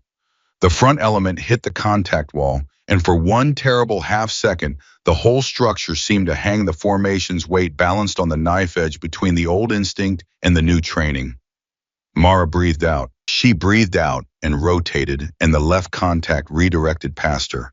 And she kept moving, and Torres held his position, and Devlin held his. And the breach line stayed intact through the contact and kept going toward the target position. Behind them in the back element, Cole felt Kaminsky's contact on his right, and he breathed, and he turned, and he found the redirect, and he was moving again before his mind had finished processing what his body had already done, and the back element came through intact. The formation arrived at the target position, all of it, front and back 4 seconds under the required timeline. Ava said nothing. Cole turned to look at her. She was writing in her folder. She had opened the folder. She was writing something, and her expression was still neutral, but her pen was moving with a quality of deliberateness that told him something was being recorded that mattered. "Again," Cole said. They ran it again and again. Each run, Ava changed the contact parameters without warning: position, timing, number of contact points, direction. Each run the formation adapted, not perfectly. On the third run, Devlin took a contact he wasn't ready for and went to brace instead of redirect, and the gap closed behind him, and 2 operators had to find an alternate line. On the 5th run, the back element was 2 seconds behind the front element at the target position, which was the wrong gap to have. But nothing broke completely. Nothing folded. The training held its shape under pressure. the way training only holds when it has gone deep enough to live somewhere below conscious thought. At 0850, Ava stopped the sequences. I want to change the scenario, she said. Different geometry, different entry problem. She pulled a new schematic from her folder, not the one they'd been working with all week. A new one. Narrower, more complex. 2 corridor intersections before the target room. Cole looked at it, his jaw tightened. He recognized the additional complexity. 2 intersections meant 2 decision points. 2 places where the formation's judgment would be tested independent of drilling because they hadn't drilled this exact shape. We haven't trained this, Garza said from beside him. No, Ava said, you haven't. So why are we running it, Garza said. Because, Ava said, in 2 weeks you're going into a building you have never been in, with geometry you have never drilled exactly, and everything you know has to apply to something new. She looked at the group. The training was never about the specific corridor, it was about the principle. If the principle only works on the corridor you practiced, it isn't a principle. It's just a pattern. The yard was quiet. Briggs said, so we're not drilling the building, we're drilling the thinking. Yes, Ava said. Briggs looked at Torres. Torres looked at the schematic. Then Torres said, okay, I see 2 pivot options at the first intersection. Left is wider. Right has a natural cover position on the far wall. Garza pointed at the second intersection. Back element needs to hold at the first junction until the front element clears the second. Otherwise, we've got 2 groups moving blind to each other. Communication signal between elements, Mara said from point position. 3 taps on the wall. Front element clears, second intersection, signals back element moves. Cole was watching this happen. His platoon was looking at an unfamiliar schematic and building a solution in real time, pulling from principles instead of patterns, adapting instead of repeating. He had led these people for 3 years. He knew what they were capable of. And what he was watching right now was something they had not been capable of 4 days ago. He felt it in his chest, not pride, exactly, something more complicated than pride, something that had Ava Mercer's name on it and that he was going to have to sit with for a while before he could articulate it properly. Run it, he said. The new scenario ran 3 times. The first run had 2 timing errors and 1 communication breakdown at the second intersection. The second run had 1 timing error. The third run was clean, 3 runs on an undrilled geometry, clean on the third. Ava closed her folder. That's the test, she said. You just passed it. The yard was quiet for a moment. Then Briggs, who had the instincts of someone who understands when a moment needs to be named, said, did you just say we passed? I said you passed the test, Ava said. Not the mission, the test. There is still work between here and ready. How much work? Torres asked. Less than I thought when I walked through that gate on day 1, she said. And that was the most direct compliment Ava Mercer had given anyone since she arrived, and the platoon felt it land with a specific weight of understatement, the way real acknowledgement lands when it comes from someone who doesn't give it casually. Cole called a break at 0920. The platoon moved to the water station. Cole stayed with Ava. The new schematic, he said. Where did that come from? Ava looked at him. Warcom updated the brief last night, she said, and there's a second corridor junction they didn't have confirmed when I was briefed initially. Cole went still. The target building has 2 junctions. Yes. And you knew this morning. Since 0200, she said. Cole looked at her steadily. You let us run the old geometry for 90 minutes before switching, because your formation needed to be solid on the principle before applying it to the new geometry, she said. If I'd led with the harder schematic, you'd have been trying to learn 2 things simultaneously, the principle and the application. Instead, you learned the principle, proved it solid, and then applied it. She paused. That's not withholding information. That's teaching. Cole held her gaze for a long moment. Then he said, my brief is going to need to be updated tonight. I know, she said. I've already sent Warcom your team's performance data from this morning. They're updating the tactical recommendation package. Cole blinked. You sent performance data to Warcom. They asked for it, she said. It's part of the evaluation protocol. What did you tell them? Ava looked at him without blinking. I told them your platoon is ready, she said, with 1 recommended adjustment to the breach element composition. Cole knew what the adjustment was before she said it. Mara leads the breach, he said. Mara leads the breach, Ava confirmed. Cole turned and looked at the water station where Mara was standing with Devlin and Torres.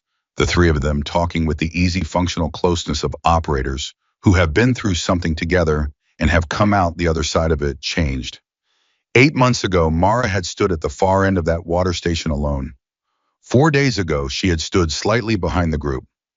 Now she was in the middle of it, hands moving, making a point, and the men around her were nodding. She's going to be the first one through the second junction, Cole said. He wasn't asking. She's your best corridor operator, Ava said. She finds the angle. She holds the line under contact. She doesn't brace when the pressure comes. She breathes. She paused. There are 17 operators in this platoon, Senior Chief. Only one of them moved through surprise contact on day 3 without being told how. That was Mara. Everything else she's done since has confirmed it. Cole was quiet for a long time, long enough that Garza, watching from the edge of the water station with the situational awareness of a man who monitors everything, saw it and made a note of it and said nothing. Warcom's recommendation, Cole said finally. Or yours? Mine, Ava said. I told Warcom the breach element composition should be at the Senior Chief's discretion. The recommendation is mine. She looked at him. But it's your call. It always has been. Cole looked at Mara for another moment. Then he turned back to the yard. Tell Warcom the breach element is confirmed, he said. Ava nodded, made a note. And Mercer, Cole said. She looked up. Thank you, he said plainly, without the layers of professional distance that had been on everything he'd said to her for the first 2 days. Just 2 words, direct and honest, from a man who had spent a week learning that directness and honesty applied to more than tactics. Ava held his gaze for a beat. Get your people home, she said. The training continued through the afternoon. Ava drilled the 2-junction geometry until it was as solid as the single corridor had been by the end of day 4. The formation worked. Mara at point Torres holding behind her Devlin on the gap, Cole anchoring the back element with the authority of someone who has put himself in the formation instead of above it. The 3-tap wall signal became automatic by the 4th run. The timing gap between elements closed to less than 2 seconds by the 7th. At 1500, Ava ran the combined scenario. Full geometry, multiple contact points, ambush at the 2nd junction, where the formation was most compressed and most vulnerable. The run that resulted was the best thing that had happened in that yard all week. The formation moved through both junctions, took contact at 3 points simultaneously, adapted, held, and arrived at the target room with the full breach element intact in 7 seconds to spare. Cole stood at the target position, breathing hard, and looked at his platoon assembled around him, and he felt something he hadn't felt in a long time. Not satisfaction, something closer to clarity. The kind of clarity that comes when you have been carrying a weight so long you've stopped noticing it, and then someone teaches you to set it down, and the absence of it is more informative than the carrying ever was. He had been carrying aggression as a primary value for 13 years. Aggression and forward momentum in the belief that the most capable person in the room is the one who takes the space. He had set that down over the last 5 days.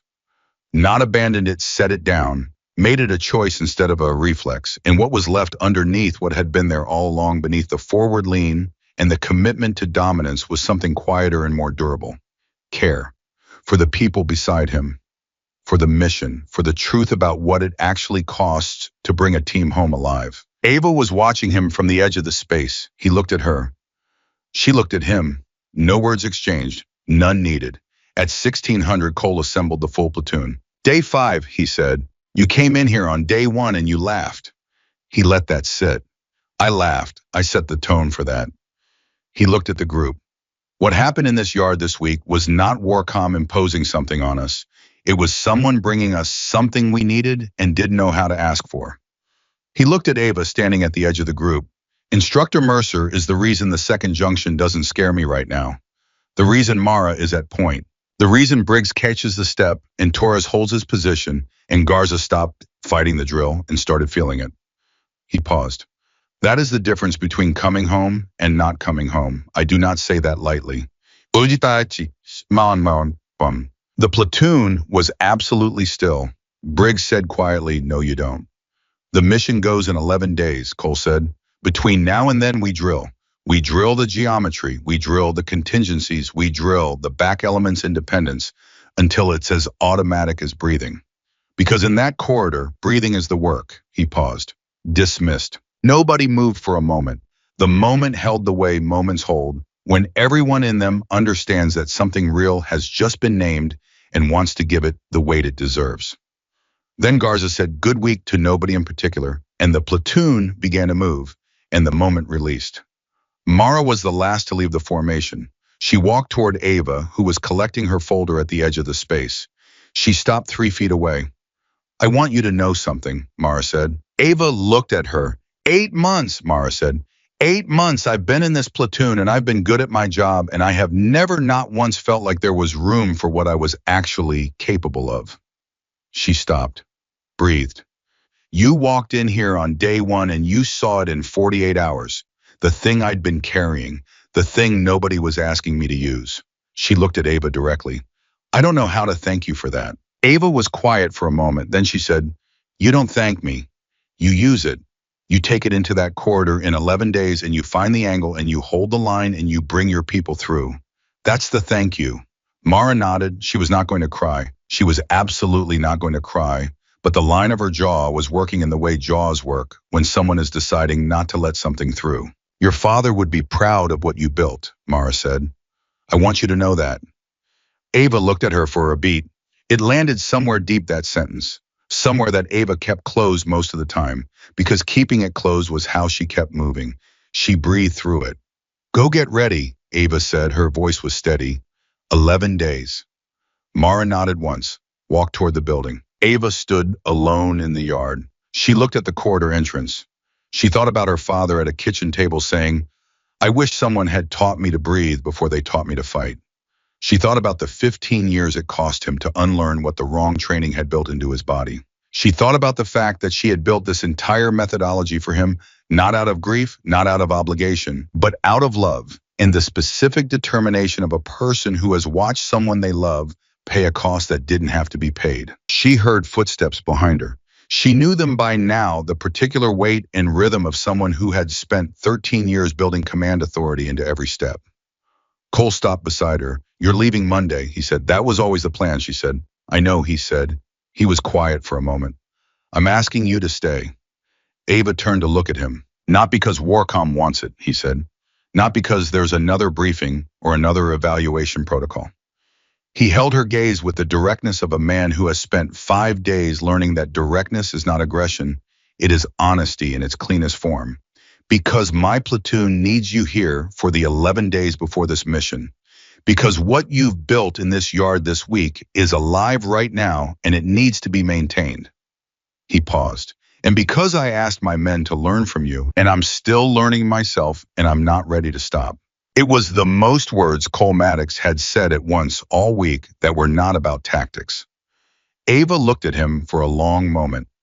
She thought about Monday, about the next assignment on her schedule, another unit, another yard, another group of exceptional people who didn't know yet what they were missing. She thought about her father's voice, about the methodology in the 3 years it had taken to prove it worked. She thought about Mara in the corridor, breathing out under surprise contact, finding the angle, holding the line. 11 days, she said. 11 days, Cole said. And then I go, and she said. And then you go home. He agreed. She looked back at the corridor entrance. I'll need the updated geometry brief by 0600 tomorrow. You'll have it by 0500, he said. Good, she said. She picked up her duffel. Get some sleep, Senior Chief. Tomorrow's going to be harder than today. I'm counting on it, he said. She walked toward the gate. Cole stood in the yard and watched her go with the specific attention of a man who is memorizing something important. Garza appeared, as Garza did. She's staying, Garza said. 11 days, Cole said. I know, Garza said. I heard. He was quiet for a moment. How do you feel? Cole considered the question, really considered it instead of deflecting it the way he had deflected every similar question Garza had asked over 3 years.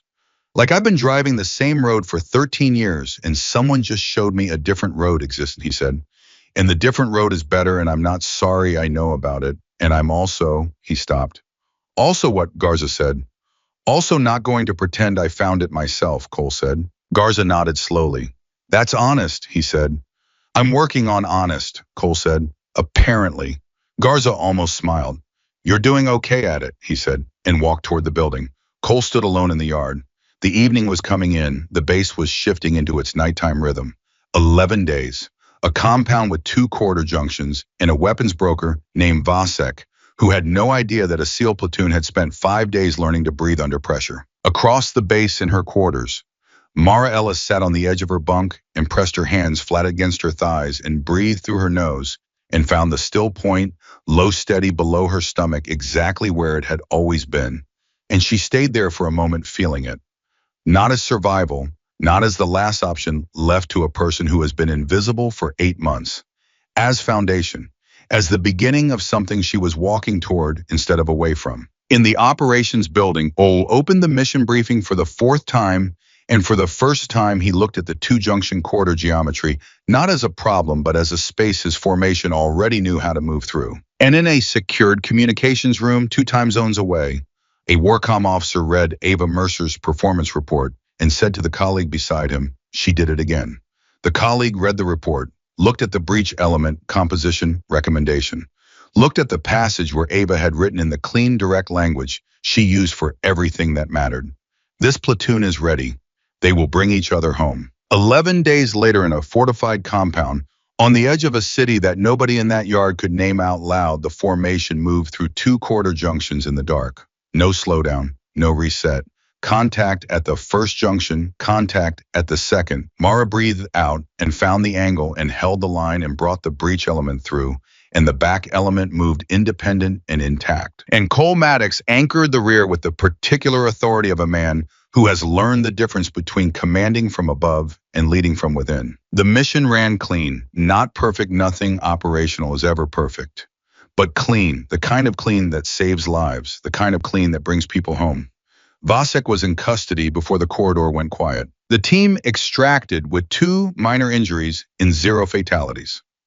In the debrief, Cole said what he had said in the yard 5 days before the mission, that the corridor geometry had been managed, that the breach element had performed with distinction, that the training had been the difference between a mission that succeeded and one that didn't. He said Ava Mercer's name in that debrief. He said it clearly without qualifier in a room full of people who keep records. He said that her methodology had saved his people's lives and he wanted that on record, and it was going to stay on record regardless of what anyone in that room thought about it. Nobody in that room argued. Back at Coronado, a week after the mission, the platoon reassembled in the training yard, not for a scheduled session. Nobody had been ordered there. They had simply come one by one, then in pairs, then as a group, because some things create a gravity that doesn't need official sanction. Ava was gone. She had left after the 11th day as agreed, with her duffel bag and her manila folder, and the same unhurried walk she'd had when she came through the gate. She had said her goodbyes, brief, direct, honest, exactly what everyone had come to expect from her. Cole stood in the yard with his platoon on a California morning and looked at the corridor entrance and said nothing for a moment. Then Mara walked to the entry point, stood with her weight even, chin level, eyes forward. "Run it," she said.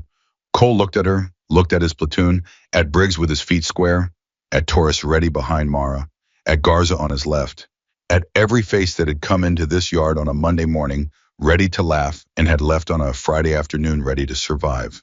"Run it," he said, and the formation moved. Because real strength is not the loudest voice in the yard, or the most forward lean, or the willingness to dominate every room before you've understood it.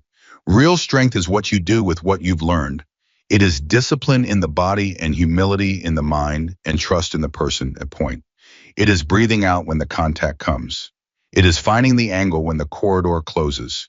It is knowing in the bone and the breath, in the part of you that acts before fear can interfere, that the person beside you has done the work, and that you have done the work, and that together that is enough. Ava Mercer's father had wanted someone to teach him that. Before the war taught him the opposite. His daughter had spent her life making sure that someone somewhere got that lesson in time. In that yard on that morning, with that formation moving through that corridor, with everything it had built and everything it had learned and everything it intended to carry into every room it would ever enter again, she had.